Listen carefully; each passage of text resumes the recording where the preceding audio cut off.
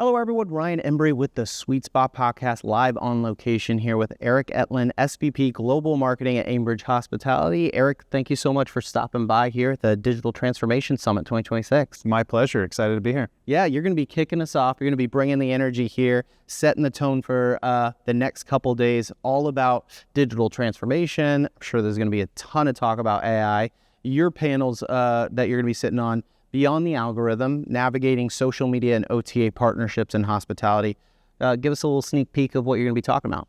Wow. Well, it has been quite a long 12 months as it relates to adapting to technology, right? It has been the just explosion of large language models, artificial intelligence has really changed the landscape that we knew it, right?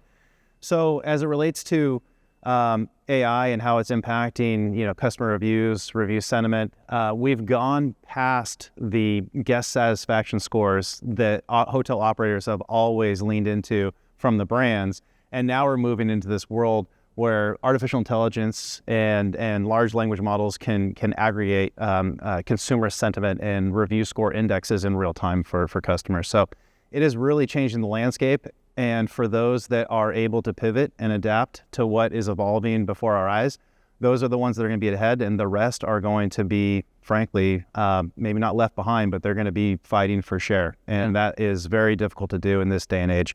As marketers, running a marketing campaign, we cast the net, we bring awareness, but it really is that those reviews and that customer sentiment that is going to sell the property, along with rates and location and availability. But it's the reviews that customers lean into, they have historically leaned into, but now they have more accessible at their fingertips than ever before. So we're trying to pivot and to adapt as quickly as possible. Yeah, and it creates the perception of value, and those reviews are so vital, critical. We talk to our hotel partners all the time about it. We've evolved from that thumbs up, thumbs down, smiley face, frowny face to now an entire summary of the information that you're getting and weighing that against your competitors, or weighing that, is this a one-off? And for hoteliers, it should be a great time because this is the most data you're ever going to have. It's about organizing that data and using it. So how, talk to us about digital transformation and your day-to-day role and how it's kind of impacted, what you're doing for Aimbridge Hospitality. Yeah, well, before we get to that, I wanted to kind of continue on the last point you made. It's all about the data, right? So taking the data from a review score sentiment standpoint and aggregating that for our operators and helping them understand where are some of those blind spots that they may be missing is absolutely critical. So at Aimbridge, we're leveraging our own in-house platform that aggregates that customer review data and bringing that into dashboards that we use to run the business, right? So marketing can set up the best review score index platform that we want, but unless the operators have access to that in real time, it's not going to really move the needle, because as marketers, we're not in the day-to-day operation of the hotel. Yeah. So that is absolutely critical and fundamental to the way that we're pivoting our operation to make sure that both on-property operators and above-property operators are leveraging that data. Yeah. It's so critical, because you're right. I mean, you can have all the data there, but data is just data unless you're actually implementing operationally the changes needed, right? Whether that is training needed, where that's capital improvements. In the past, it was kind of just a blind shot in the dark. Now you've got everything that needs to tell you, prescribe exactly what every individual hotel needs. It's an exciting place to be, but if you're not using the data correctly, that it's like you said, you could fall behind and lose market share there, which is a little scary. Eric, talk to us a little bit about maybe your view about one of the things that we hear is AI going to not replace jobs, but we're looking to empower our employees. How do you view it on a balance of making sure that the human touch still stays in hospitality, but we're making it as efficient as possible with AI? Yeah, so it was about 18 months ago when our Chief Commercial Officer, my boss, Allison Handy, and I were talking about this new wave of artificial intelligence and how was it going to fundamentally change the landscape in which we run marketing, we operate hotels, we run a whole commercial strategy. And she said to me, I think we need to hire somebody that's an AI expert.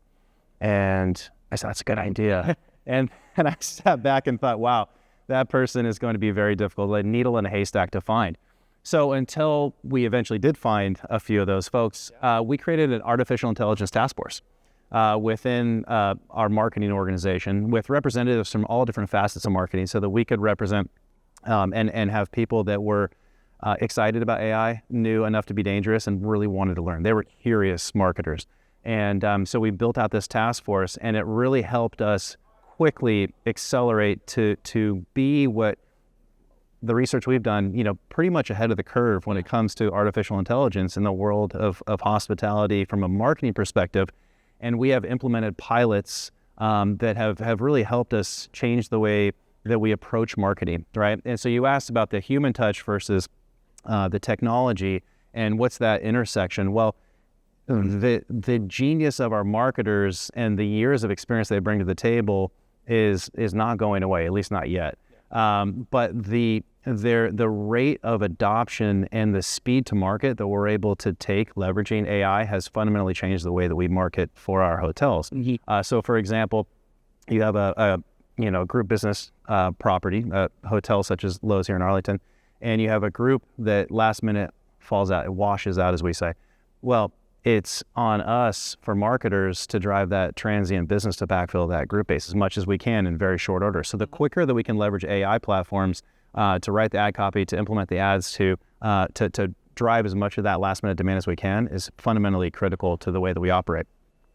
Another way that we're leveraging AI, but it does not replace the human touch, is within our marketing team that we call Second Wave. That's our internal name for our marketing team.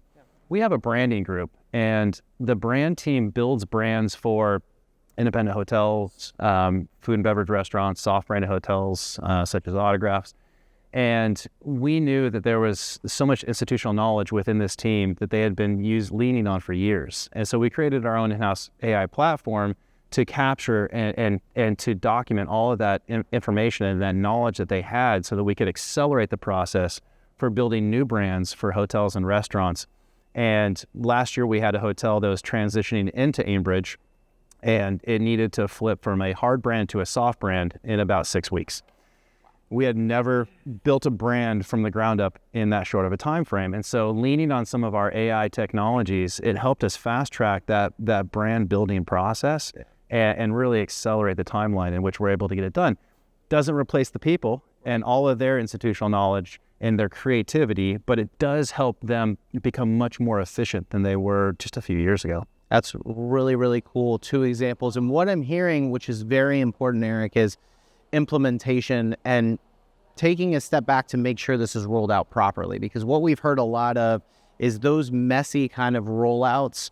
We're at a point now where people are looking for results because they've done their beta programs, they've done their pilots, they're trying to figure out what's yielding. And listen, the brands are not slowing down, right? If anything, they're ramping up this technology and trying to get more and more of them out there.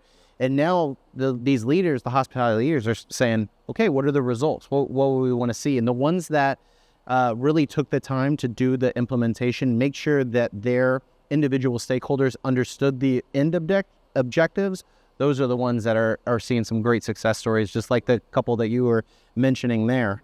As we approach these next couple days, we're going to talk to a lot of industry leaders, hear their insights. I think by the way, these events are really important too, because you need to hear about some of the challenges that colleagues, competitors, other brands are going through. So you can say either I'm experiencing the same thing or we've maybe found something here, right? What are you looking to get out of these next couple days and, talking through some of these panels and this amazing program we have? I think you hit the nail on the head. Just having some of the brightest minds in the industry across, similar business models, but maybe, different business models share what they're faced with, just to get some of those thoughts started about where could we pivot our thinking. And because in the world of technology, you can go in so many different directions, right? So as you start to listen to different people's challenges and different technologies and strategies they're implementing to overcome said challenges, that gets your thoughts going around your particular business and what we can leverage to make Aimbridge better, right? We manage 1,000 hotels across many different countries, and we have to be able to run strategies at scale. So the more that we can learn from themes at this conference, and then lean into some of those core themes that are business challenges that we're faced with, that we could then leverage technology that we learn about here to implement into our business is absolutely critical. Love to hear it. Love to see it. Also, given the opportunity to talk to industry leaders such as yourself, Eric, I'd love to try to glean any advice that we get for our young hospitality professionals out there. What would you share with them? One piece of advice, maybe.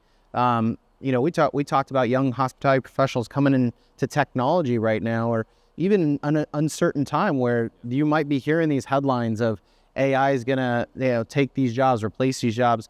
What advice would you share with them? I would say, obviously, stay curious. Yep. Because, while I've always tried to stay curious within my career, throughout my career, no time is more appropriate than now to stay absolutely curious. It's uncomfortable, but be okay in that uncomfort, right? Yeah. And then the other flip side of that is, don't underestimate learning the fundamentals of the business, right? So be curious, understand the business, and then bring those two together, and you'll make a market impact on your company and put that stamp on your career to last for generations. Love that.